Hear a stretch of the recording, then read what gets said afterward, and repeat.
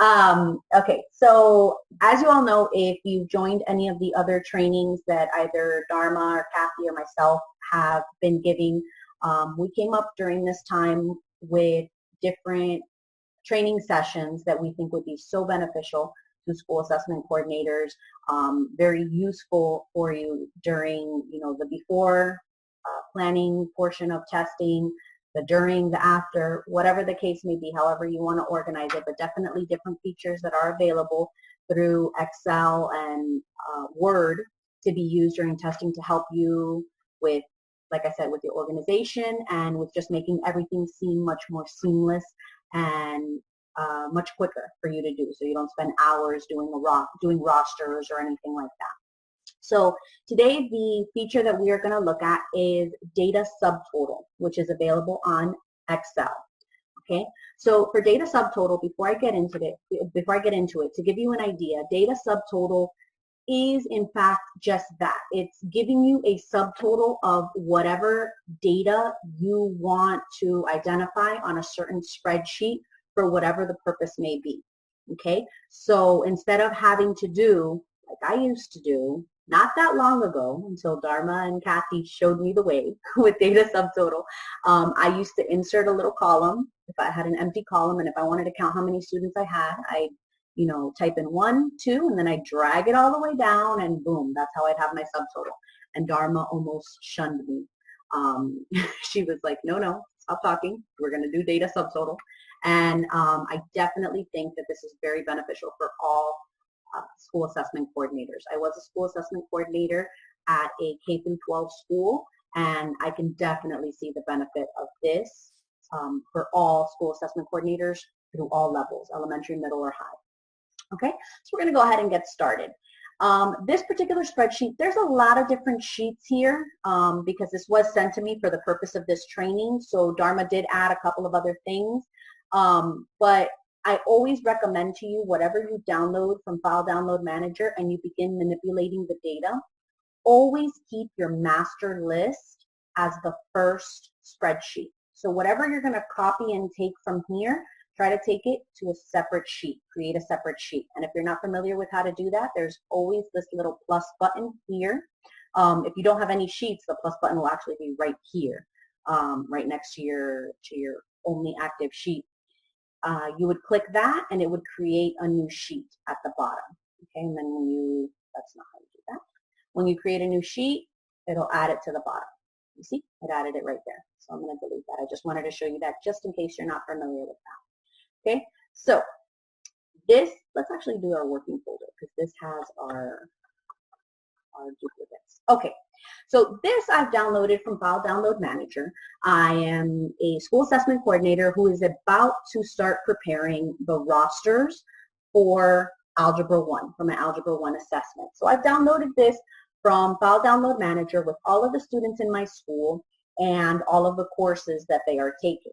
Okay, now as you notice here, obviously the student information is duplicated. So I want to remove that. But I'm not just, because I'm using it for the purpose of also identifying all my students who are currently enrolled in an Algebra 1 class and need to take the Algebra 1 EOC, I don't want to just remove duplicates from this entire file. Why? Because when I do that, it's not going to select Algebra 1. It's going to select like the first, for example, in this case, Rauld Garp. It's going to delete everything else and only give me course title, Access Biology 1. So when I click the filter, he won't come up as an Algebra 1 student. So first thing that I'm going to do is I'm going to filter out my students and only do it by course title of Algebra 1. Okay, so this is actually already filtered. I want to show you how to do that. Okay, so these are all of my students. I am a very picky person. I like my headers to always be bold. I like to know that that's my header. So I'm going to go ahead and bold it. And I'm going to select that first row, and I'm going to go under Data, and I'm going to click Filter. When you click Filter, all these little down arrows will show up in your header row so that you can select different data that is under those columns. So I want to go ahead and pull out my Algebra 1 students. So I'm going to click the down arrow here, And instead of scrolling through all of this, yeah, algebra 1's up, in the A's, this is alphabetized, which is great. It's not too far, but let's say I had to, pick something else, world history or whatever the case may be. I don't want to scroll, so I'm going to unselect all of these, and I'm going to start typing here, algebra 1. Okay, when you start searching here, this is going to come out. It's going to select all search results. I don't want to do that because it's actually selecting things that I don't want to select right now. I don't want to select Access Algebra 1A and B. Those are going to be my students who are doing FSAA. Different time, I'm going to focus on the FSA EOC for Algebra 1. So I'm going to unclick it, and I'm just going to select down here all my Algebra 1 students. Okay. Once I've done that, now these are all of my Algebra 1 students. So I'm going to go ahead and select all of this, and I want to actually move this to a different sheet before I remove my duplicates. Okay? So I'm going to, you can either right click and select copy, or you can do Control C. Okay? Create another sheet.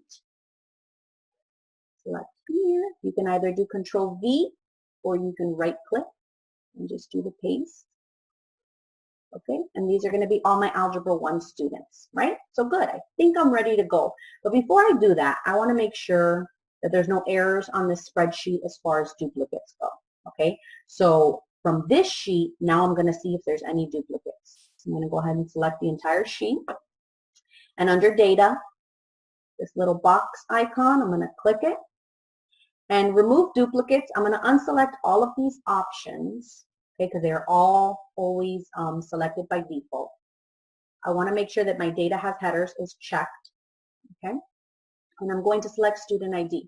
Why? Because you can either do student ID or FLE ID, but you don't want to do student name because we all know that, sometimes in a school there's 100 Jose Perez's. So we want to do student ID. That's going to be something individual per student. We're going to click OK.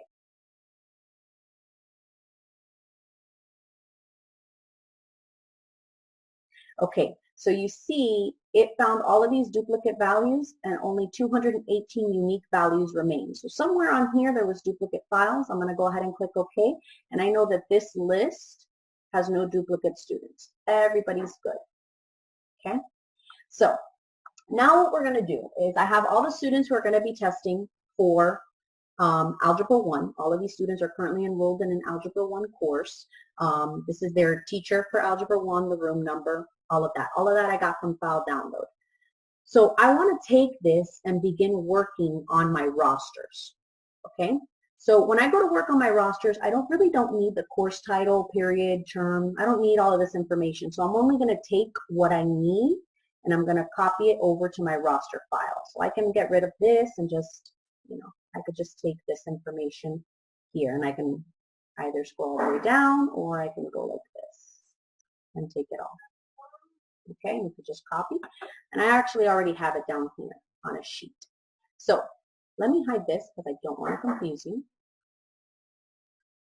Okay, so what I actually took from there, I just took the student ID number, the FLE ID, student name, grade level, gender, and date of birth. Okay, this is all the information that I need to know right now. These are all of my kids who are going to be taking Algebra 1. Okay, the columns that I've added on here are, not that one.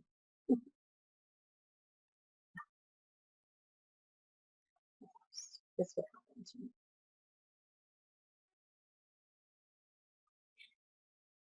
Almost there. There we go. All right. So what I was missing here for columns are that I added to my roster. I wanted to add test date when they're going to be testing, the testing room where they'll be located, the test administrator, and then I also added here homeroom teacher and homeroom number, but I'm not really going to do anything with that just yet. I have all my students here. I've sat here and I've assigned test rooms, test administrators for all my students. And I did want to mention, I do have this the little box over here on the side, minimize, so I can't see any of your cameras or anything like that, and I can't see the chat. I'm just focused on showing you this. So if by any means you need me to repeat something or go over something you didn't understand, please definitely feel free to speak out. Because I just get caught in explaining this, so I can't see any of your facial expressions or your hands if you're holding them up. So I just wanted to give you a heads up on that. Okay, so I've already sat here. I've assigned my test rooms. I've assigned my test administrators. You know what? Before I do my rosters right now, I need to make sure that I have enough personnel for testing.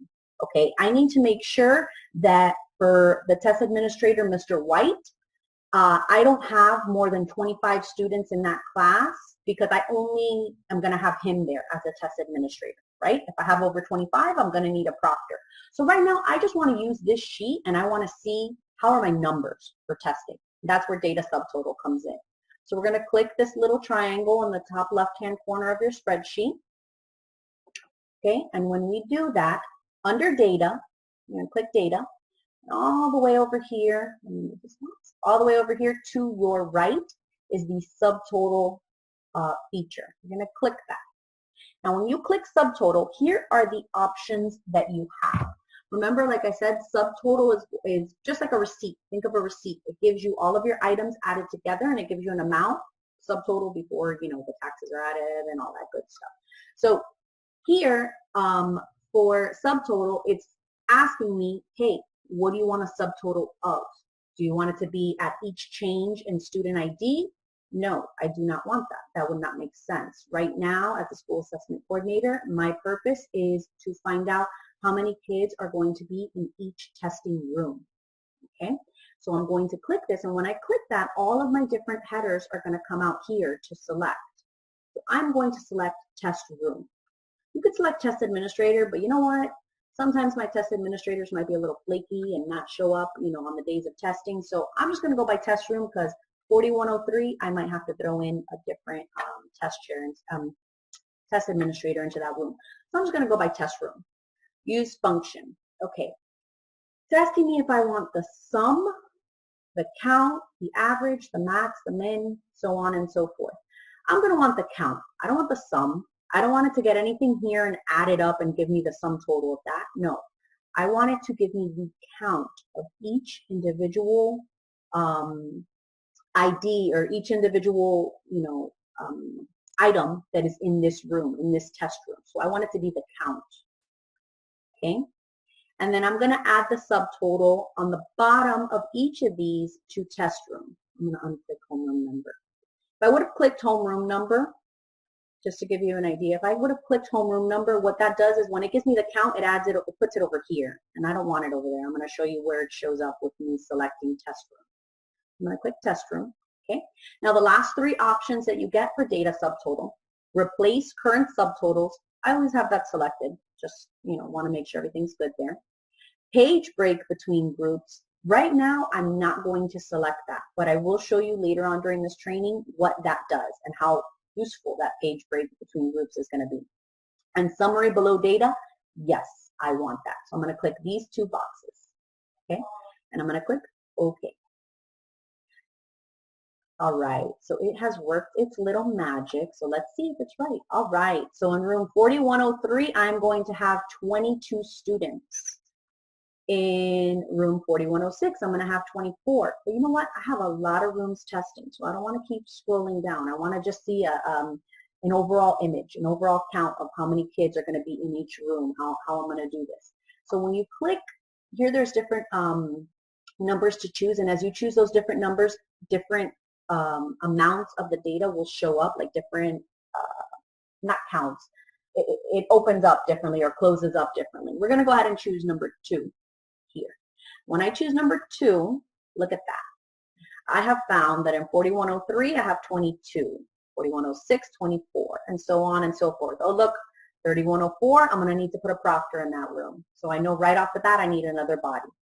4110, same thing, it has 27, I need another one. But at least I know that on that day of testing for Algebra 1, I'm going to have 217 students. That's my grand count. You know, if you ever get your principal who asks, hey, how many kids are testing today? Or anybody who needs to know, I have 217 students testing today, over 200. Okay, that's a good idea for you. And when you want to reopen it, you can either click you click number 3 and that opens it up completely. Let me show you what number 1 does. See, number 1 just gives you the grand count. So when you click the next one, it'll give you that. See, it opens up a little bit more, and boom, 3 is show me the whole shebang. How many kids are, which is the individual student in each room. Okay, all right, so I'm good. This has helped me with this. I think right now I'm going to be good for doing my rosters. So let's say I want to just keep working with this. I want to get rid of these subtotals. I don't need them on this spreadsheet right now. I'm going to go ahead and click that same triangle up here to select my entire spreadsheet. Go back to data, go back to subtotal. When that little box comes up, I'm going to remove it all. And it's all removed. Okay? So that's for you to get an idea of the count of students that are going to be in each room, so that you know your number of personnel, all of that. So right now, I think I'm good. I already have my personnel assigned. I have my additional bodies that I need in the room for proctors. I'm ready to move into the rosters. I want to get these rosters ready for testing and get them out of the way. Okay, so this same information that I have here is very pertinent to the roster, right? I need to have all of this information on the roster: the student ID, FLE ID, the student's name, grade, gender, date of birth. You could have that on the roster as well. The test date, very important, test room, and test administrator. So I'm going to prepare my own roster. Okay, I'm going to get this same information, and I'm going to add some columns to it. Let me do something really quick. Remove this so you can see it before I make it all pretty. All right. So I brought over the information of the student ID, FLE ID. Let me hide these, because remember, if I'm copying it and putting it here to do the rosters, I don't want to show you what I've added into it just yet. Oh, all right. So this was the information that I brought from that start roster to show you. All this information I got from the other one. And you know what? I still have my data subtotals from the last training. Let me remove those. All right. So I've gotten all this information over here. Well, you know what? This is not a roster to the extent of what needs to be included in a roster. I need to have attendance. I need to have accommodations on here. So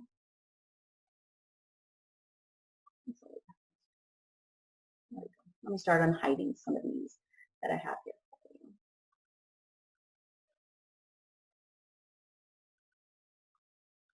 All right, so these are all columns I'm adding to my roster because these are all things that need to be included on there. All right, I need to mark the attendance for the student. I need to have a column for attendance. So in this particular case, I have 4 different columns for attendance. I have one for present, one for absent, WD, which is withdrawn, and PI, which is present but invalidated. And then I have one column here for accommodations. Now you don't necessarily only need one for accommodations. You could, when I was a school assessment coordinator, our rosters are a security checklist, basically.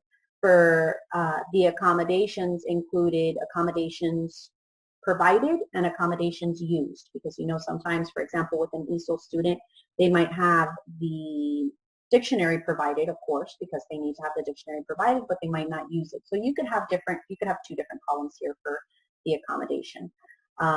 Test date, test room, and test administrator. So I've added these columns because this is what the test administrator is going to be filling in. So I think that we are ready to prepare our rosters. And you know what? Yeah, this is one Excel spreadsheet, but I'm going to prepare it with the subtotals of the students on the bottom of each roster, and I'm going to add a little bit of extra, not flair to it, because it's not flair. These are things that are required, but I'm going to add extra information onto this roster. So first things first, let me, put in my grid line. I always like to have that ready from the get-go. So I'm going to prepare all borders. All right, I think I'm good to go. So now I am going to, before I do anything, let me see about putting the information there. that needs to go. And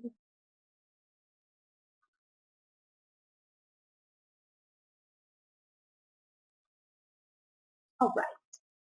So if you didn't know where I got, let me show you really quick. Because headers and footers, I'll be very honest, that's one that sometimes when I'm in Excel, I always forget where to go for it, and I just gotta look, keep going through the little features and look.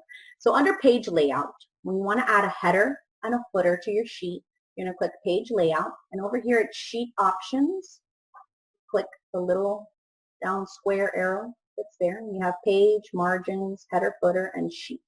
So I'm going to click header footer. And this one's already filled out because, like I said, it was a spreadsheet that was sent to me, but I want to go over it with you. So for the header, in this particular case, I'm going to do a custom header. And I'm going to put to the left section of the header, I am going to put my school location number and my school name. And then you could put something in the center if you want. You could actually spread this information out into the center and the right. But in this particular case, it's been prepared with it on the right. Very important to always include on your rosters are the administration and the assessment. In this particular case, the administration is spring 2020, and the assessment is the FSA EOC Algebra 1. Okay, so we have it set there. All right, my header's good. Now my footer, custom footer. Okay, on the left section of the footer, I'm going to have the test administrator signature, and then slash, they're going to include their date. Center section, I am going to have the school assessment coordinator. This is where I'm going to sign.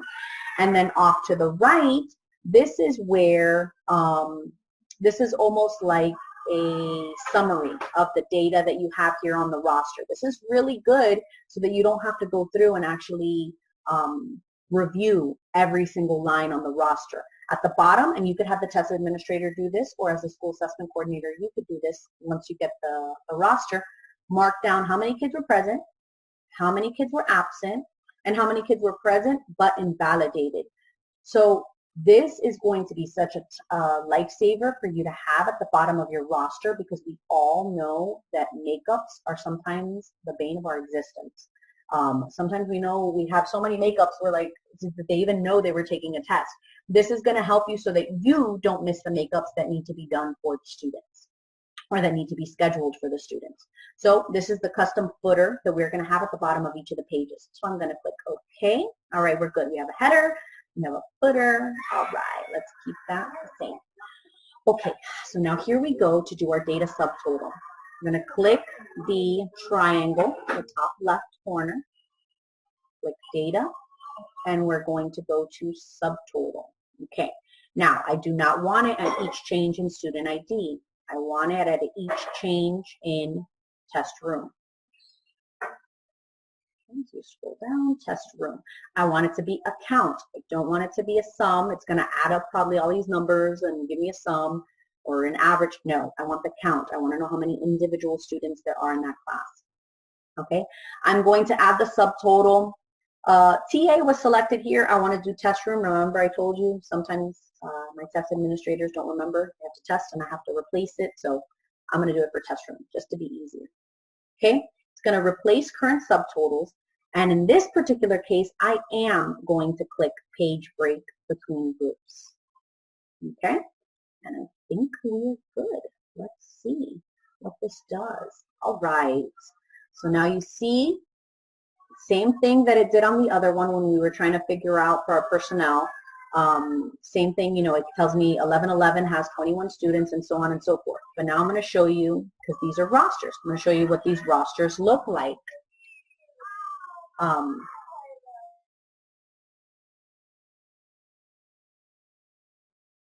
Okay, so sorry about that.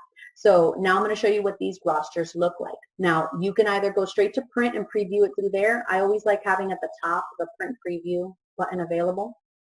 I want to make sure it looks good. All right, there's my first roster. That looks pretty good, right? It has my count of students, all of the, you know, the header that I wanted, the footer that I wanted. All right, so far so good. What about page 2? Page 2 looks pretty good as well. We have our number of students, we have everything, and so on and so forth. I know that I have 10 rooms that are testing. All right, we're good. And then you could just print it from here. Okay, So right there, you have your rosters created. So that's how you can use data subtotal for the rosters. Now, what I want to do, I have these rosters created.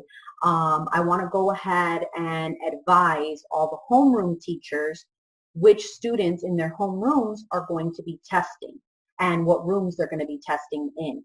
Okay, so from my same, it wasn't the looking folder. Who was it? Okay, from wherever it is that you save where you have, the test room for each student and their information, you would grab that, and you would also, from file download, you should also download their homeroom teacher and maybe even what classroom their homeroom teacher is located in if you want, depending on how big your school is. So you would get all of that from file download and you would bring it over, okay, to include the information that we had downloaded that has the ESOL level, ESE exceptionality. They're all testing on the same date, okay? And you're going to include their test room. We don't have to include their test administrator here because Mr. Kaufman doesn't care who this student is testing with. He just wants to know where to send this student when they make the announcement, okay? And this is Mr. Kaufman's classroom number, okay? So I grabbed the homeroom teacher and the homeroom numbers and I put them, with that same data that I had here, and I want to prepare something to give out to these homeroom teachers, again, so that they could help me with sending these students to the correct location for testing when we make the announcement. So looking at this data, there's just there's a couple of things that I'm going to get rid of because I don't think that they are pertinent or that it's important for the homeroom teacher to know. I don't want Mr. Kaufman or any of the other homeroom teachers it's not important to them to know the ESOL level or the ESE exceptionality of the student. They have no reason for it, for what I'm giving them information for. So I'm actually going to get rid of this. And FLE ID, let's be honest, even the students are still getting used to a FLE ID. They don't even know what the FLE ID is. They're used to their 7-digit student ID number, and usually that's what teachers are used to in the schools as well. So I'm going to get rid of the FLE ID. That's just more, information on a paper that you don't need right now. So I'm going to delete that. All right, we're good here. I have my student ID number, student name, grade level. You can even get rid of gender or, keep it there however you want to do it. The test date, test room, homeroom teacher, homeroom number. I am ready to prepare some passes now.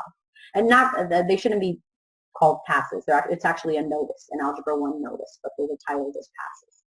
All right, so I'm getting that list after I've removed my things, and I'm making sure that the data is sorted. Let me show you just in case you're not familiar with it. When you select your entire spreadsheet, you go to data and you go to sort. And you get to choose here how your data is sorted. You always want to make sure my data has headers is clicked, and you can always add levels to your sorting. The first level, I want it first to sort by homeroom teacher. I want all the same homeroom teachers together, like all the students that are in the same homeroom teacher to be together. And then I want it to be alphabetized by student name. Okay, so that is how it is sorted. We're good. Okay, so I know my teachers, and I don't just want to print this out, or I don't just want to send it through email. I'm going to actually prepare these Algebra 1 notices 2 ways using data subtotal. One of them is preparing it electronically, and the second one is printing it out so that each individual homeroom teacher is going to get their list of students. So for this particular case, let me start off first by doing the data subtotal. I'm going to click all of these. And remember, you click data, go to subtotal. Okay, at each change in student ID, no. At each change in homeroom teacher. Use function, no sum. I want it to be count. How many kids in that room are going to be testing. Okay, I want it to add the subtotal under each teacher. Okay, replace current subtotals, yes. Summary below data, yes. For the electronic copy, I am not going to do page break between groups. And I'm going to show you why. Click OK. All right, this looks good.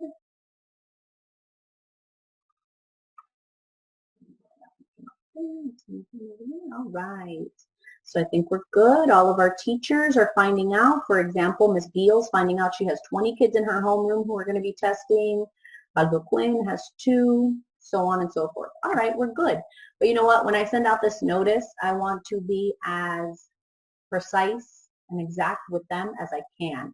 Yeah, sure, I'll include it in the email, but I want to include it on this paper because maybe they just print it out and keep it. So I'm going to insert a column up here. And I'm going to do a merge and center. And I'm going to type here on the date for testing on 5/14/2020. Please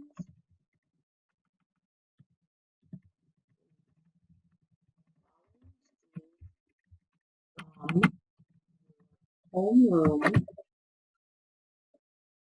to proceed their testing rooms immediately after being announced.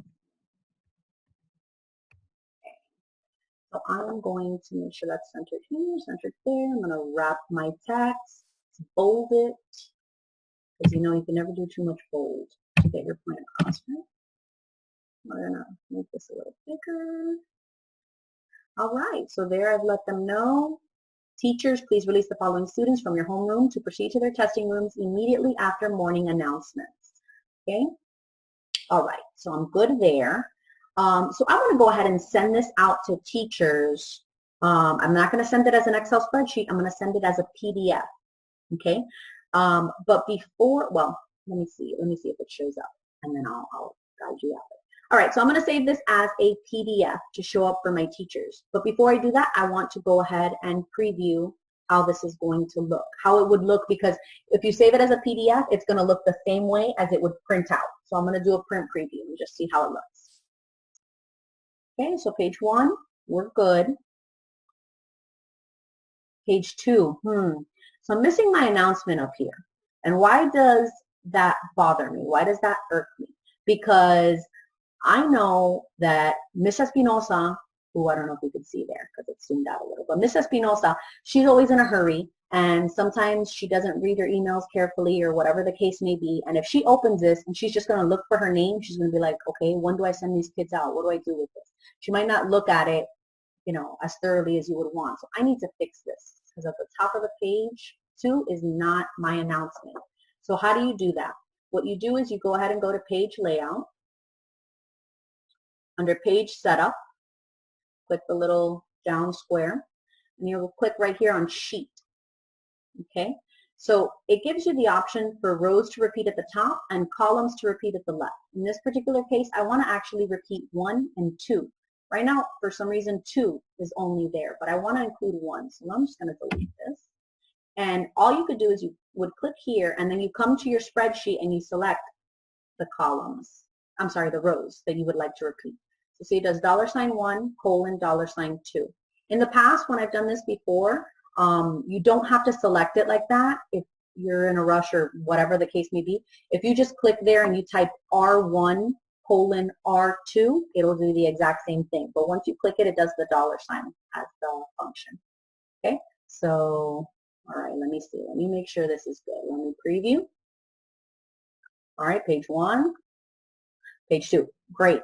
Now I am saving myself phone calls to my testing office or teachers not sending me students because they didn't understand. I know Ms. Espinosa now is going to completely understand. Okay, after morning announcements, I need to send these 2 kids out to the testing room. Okay, so these are just also ways to save you time and frustration. Okay, so this is good. I'm going to save it as a PDF. And if you're not familiar with doing that, you would just go to Save As for the document. Whatever you're going to title it, and you would click here. You do not want to save it as an Excel workbook. You're going to click the little box there, a little down arrow here. Scroll down, and you're going to save it as a PDF. Okay. Once you do that, I'm going to, oh, it already exists, so I got to change the name because I did this on the other training. So let me do training 2. Okay. Now, whenever you save an Excel document as a PDF, it prepares it and it pops it right up. Okay. So I don't, it's popping it up now on my screen. I think I'm going to have to do a new share so you can see it, because I don't believe that you would see that. And it's always good to review the PDF, just because you want to make sure that all of your columns are on that PDF and everything shows up how it's supposed to be. So let me see. Let me share. Where'd you go? PDF. No, I think it's not. I think I actually had an issue with it opening on my computer, just because it's opening like under Microsoft Edge, since I don't have Adobe. So I'm not going to show you that. I know that when it comes up, it's perfectly fine as far as the alignment or whatever. But that PDF, once I have it saved, that's going to be what I am going to attach to the email. Okay, that's going to be what I'm going to send out to all of my high school homeroom teachers. I want to make sure I don't miss anybody. You know, you could sit there and type everybody's name, or just send it out to all homeroom teachers. Homeroom teachers, please review the attached, please review the attached rosters, and make sure if you have any students who are in your homeroom and testing, you know, blah, blah, blah, however you want to go ahead and let them know. So I'm going to send it to them electronically, but guess what? I want to, again, save myself time and frustration and the possibility of students not showing up to testing. I am also going to print these out and put them in their mailboxes. So what I'm going to do here is I'm going to select all of my students, and I'm my entire spreadsheet, and I'm going to go back to that data subtotal, and I'm going to do another one with page break between groups. I'm not going to change anything else to this. I'm going to click page break between groups, and I'm going to click OK.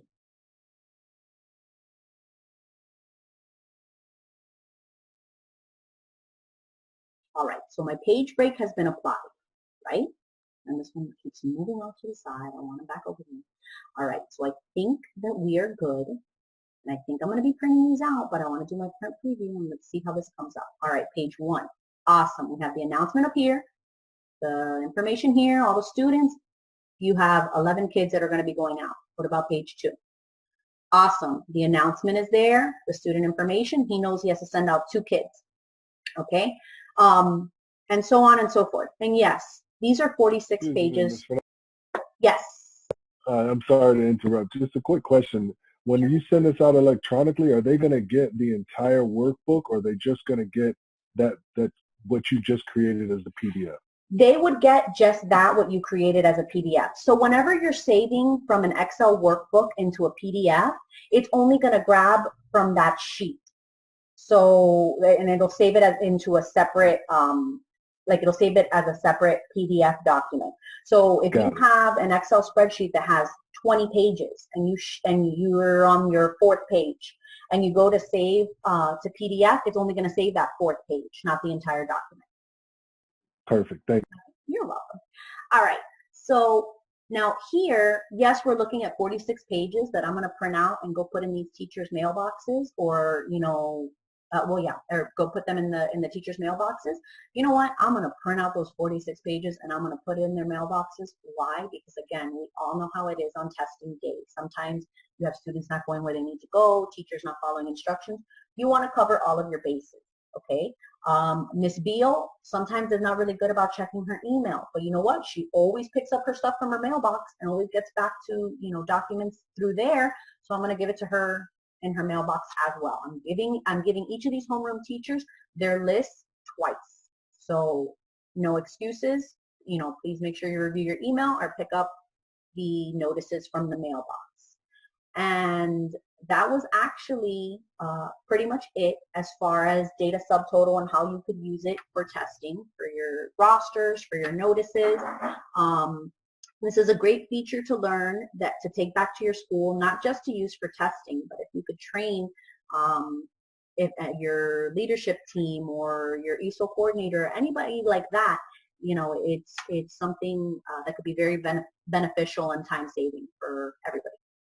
So are there any questions about data subtotal? No? Awesome. I hope awesome. So I'm going to be sending all of you a feedback form. If you could please fill it out and just let us know, you know, if there's any any recommendations you have for other trainings or anything like that, that'd be great for us to know. Like I said, this session was being recorded. As soon as we have them uploaded, we'll be sending out an email to let all school assessment coordinators know that you can go ahead and view them and practice on your own with your own list that you download from File Download Manager. Okay. So if there was no questions, I thank you all for joining me. Ms. Fernandez, one more question. I'm really sorry. No worries. You had when you did it initially, you said electronically you not to send it with the page breaks. Did you add the page breaks when you were going to put it in physical form and into their mailbox? Yes. So I added the page break when I was going to print it out to put in their mailboxes because it's not important for Mr. Andrews to know everybody else, you know, and when you insert the page break, automatically when it prints out, my page 2 is just going to have Baldo Quinn's like homeroom students who are going to be testing, as well as the notification on the top. No other information here. But before, for the PDF, I didn't include the page break because then that would be an even bigger document. That would literally be like the 46 pages for them to go through or whatever the case may be, as opposed to 10, I think, of when we sent it as a PDF. So I include the page break. Yeah, the page break when you want to give it to each. I must have blinked when you did it. I'm sorry. No worries. No worries. Well, I thank you all for joining me, and I will be sending you out the feedback form shortly.